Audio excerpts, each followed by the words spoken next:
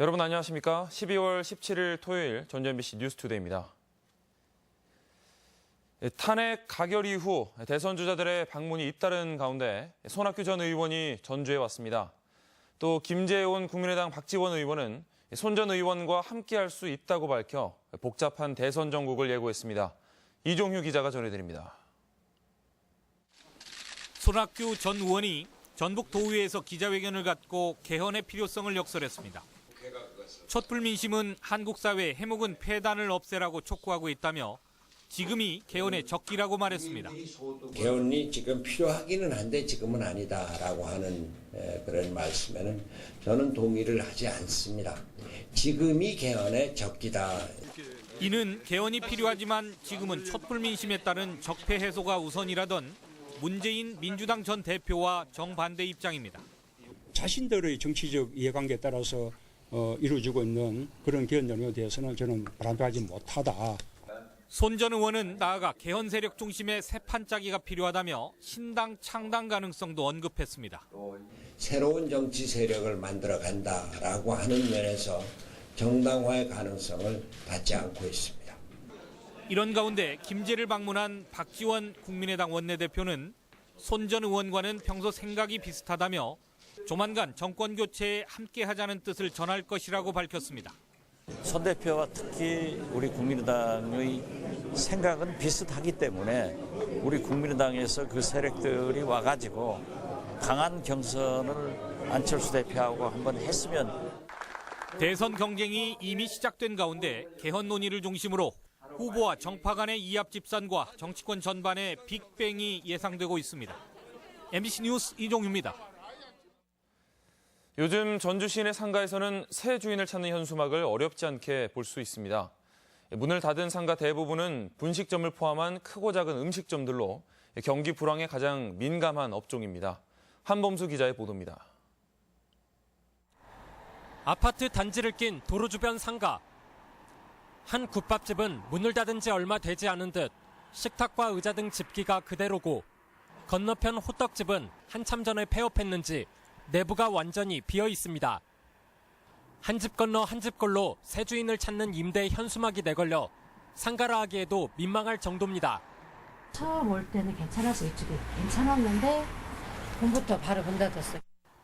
중장년층을 대상으로 한 또 다른 상가 밀집 지역도 상황은 비슷합니다. 임대로 나온 지 1년이 된 이 음식점은 그동안 월세 가격을 30% 가까이 낮췄지만 임대가 되지 않고 있습니다. 80만 원짜리, 100만 원짜리 이런 것들은 그래도 잘 소화가 돼요. 임대료가. 근데 200, 300 이렇게 되는 것들은 시간이 많이 걸리죠. 사정이 괜찮다는 서부 신시가지 역시 도청 앞쪽을 제외하고는 상황이 크게 다르지 않습니다. 인근 LH공사 주변 신흥 상가들도 최근 들어 생업을 포기하고 문을 닫는 상가들이 급증하고 있습니다. 1년 전에 비해서 거의 한 30%, 40% 줄었다고 봐야 될까요? 거래가. 전문가들은 극심한 불경기에 소비자들이 지갑을 닫아 특정 상권을 제외한 소상공인 대부분은 어려움을 겪고 있다고 진단하고 있습니다.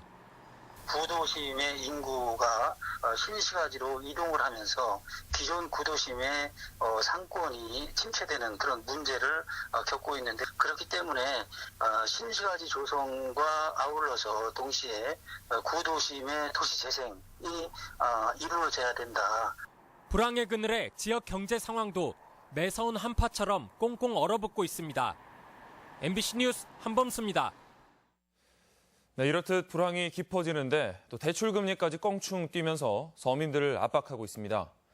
석 달 만에 금리가 0.5% 넘게 치솟았는데 연초 인상폭이 더 커질 전망이어서 우려가 높습니다. 유령 기자의 보도입니다. 은행 대출 창구가 한산한 모습입니다. 지난 여름까지 아파트 중도금 대출과 생활자금 대출로 북적이기도 했지만 금리가 3%에서 4%대로 오르면서 발길이 끊겼습니다.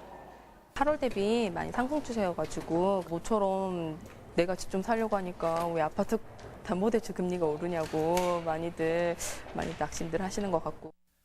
실제 주택담보대출금리는 지난 8월 정부의 가계부채 대책이 발표된 이후 꾸준한 오름세를 보이고 있습니다. 예금 금리가 오르지는 않았지만 다른 대출금 조달 비용이 상승하고 앞으로 연체가 늘어날 것을 우려해 은행권이 0.5% 이상 대출 금리를 인상했기 때문입니다. 금융채 금리가 많이 올라갔어요. 신용 리스크가 발생하기 때문에 거기에 대한 프리미엄이 더 얹어진다라고 보는 거거든요. 게다가 최근 미국의 금리 인상으로 국내 금리도 조만간 인상될 것으로 보여 서민들의 이자 부담이 만만치 않을 전망입니다. 그동안 저금리로 시중에 풀린 막대한 자금이 결국 이자 폭탄이 돼 돌아올 날이 멀지 않았다는 분석입니다. 10월 말 현재 약 21조 원 정도로 나타났습니다. 내년도에 금리가 인상이 된다면 가계 부담으로 작용할 가능성이 있을 것으로 우려됩니다. 불황의 골은 점점 깊어지는 가운데 이자 부담만 늘어나는 상황. 지역 경제의 탈출구는 보이지 않고 불확실성만 더욱 커지고 있습니다. MBC 뉴스 유룡입니다.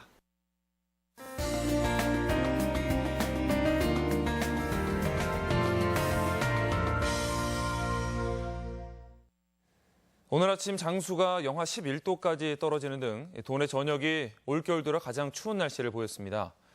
일반인도 움츠러드는 한겨울 추위가 몸을 움직이기 힘든 이웃들에게는 더욱 힘겨운 시간일 수밖에 없는데요. 연말 나눔 기회, 이번 시간에는 거동이 힘든 이웃들을 강동엽 기자가 찾아가 봤습니다. 어둡고 냉기가 도는 방 안에서 31살 이연호 씨가 힘들게 외출 준비를 하고 있습니다. 뇌성마비를 앓고 있는 연호 씨에겐 머리를 말리고 양말을 신는 간단한 일도 누군가의 도움 없인 버겁기만 합니다. 갈수록 심해지는 증상에 주기적으로 재활치료를 받아야 하지만 한 달 70만 원의 정부 지원금으론 생활비조차 빠듯한 게 현실입니다. 치료비에 이젠 난방비까지 고민해야 하는 연호 씨에겐 추위가 반가울 리 없습니다. 이제 조금 있으면 그만이다가 이게 오만한다고 어떻게 난방비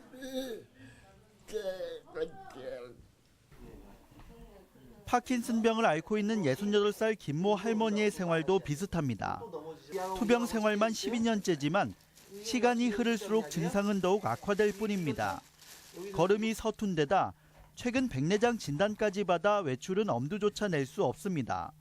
설거지와 청소 같은 간단한 집안일도 요양보호사에게 의지하며 하루하루를 보내고 있습니다. 넘어져갖고는 그게 또 이렇게 이 발도 이렇게 막 이런 데 쑤시면가 앉아서 밥도 먹고. 불어닥친 강추위에 할머니 홀로 집에 남아있는 시간이 늘면서 외로움은 그저 일상이 되고 있습니다. 도우미가 없는 시간이 많잖아요. 그러니까 그런 사람이 찾아와서 함께 해주고 가사일이나 말동무 해주는 게 가장 필요하겠죠. 거동이 불편한 전북 지역 노인과 장애인은 6,700여 명.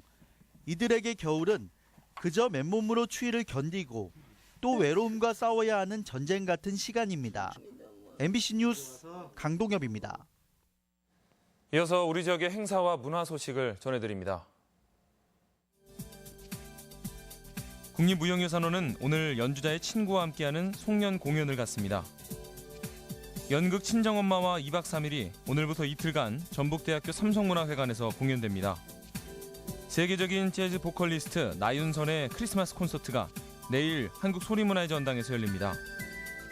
왕기성 명창과 함께하는 비닐하우스 음악회가 오늘 완주 공동창조공간 누에에서 진행됩니다. 임실 한마당 작은별 영화관이 내일 서울예술의 전당에서 열리는 파리나무 십자가 소년합창단의 공연을 실시간 상영합니다. 진안군은 오늘 백운면에서 매사냥 공개시연 행사와 함께 체험 홍보관 준공식을 갖습니다. 전주 역사박물관은 오늘 동지 팥죽 나누기 행사를 진행합니다. 군산 근대역사박물관은 오늘 근대기 다양한 교복 등을 경험할 수 있는 제1회 근대의상 패션쇼를 개최합니다. 2017학년도 대입 정시 모집 지원 전략 설명회가 오늘 전주대학교 JJ아트홀에서 있습니다. 여원 공연 시낭송 연구회는 내일 한국전통문화전당에서 전북의 시 자연을 그리다란 주제로 시 낭송회를 엽니다.